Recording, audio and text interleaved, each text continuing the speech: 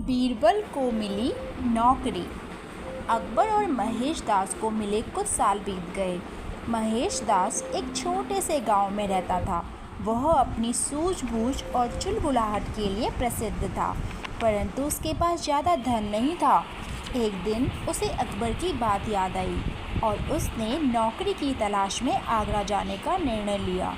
जब महेश दास आगरा पहुंचा तो द्वारपाल ने उसे महल के द्वार पर ही रोक दिया। महेश ने उसे अकबर की दी हुई अंगूठी दिखाई। द्वारपाल उस अंगूठी को पहचान गया और उसने महेश से कहा, तुम सम्राट अकबर जो भी इनाम दें उसका आधा हिस्सा तुम मुझे दोगे, वरना मैं तुम्हें अंदर नहीं जाने दूंगा। महेश ने मुस्कुराते हुए द्वारपाल की ये शर्त मान ली। महेश दास के भीतर जाते ही जैसे ही भीतर गया और राजा के आगे सिर झुकाकर सलाम किया, फिर उसने अकबर को अंगूठी दिखाई। अकबर महेश को पहचान गए और बोले, बताओ मैं तुम्हारी क्या मदद कर सकता हूँ महेश? जहाँ पनाह मुझे 50 कोड़े इनाम में चाहिए।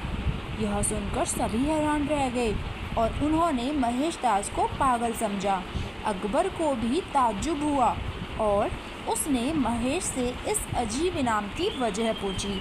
महेश दास ने इसका कारण नहीं बताया।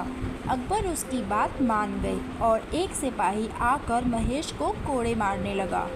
25 कोड़े खाने के बाद महेश दास ने सिपाही को रुकने का इशारा किया और अकबर से आग्रह किया, कृपया महल के मुख्य द्वार के द्वारपाल को बुलवाइए।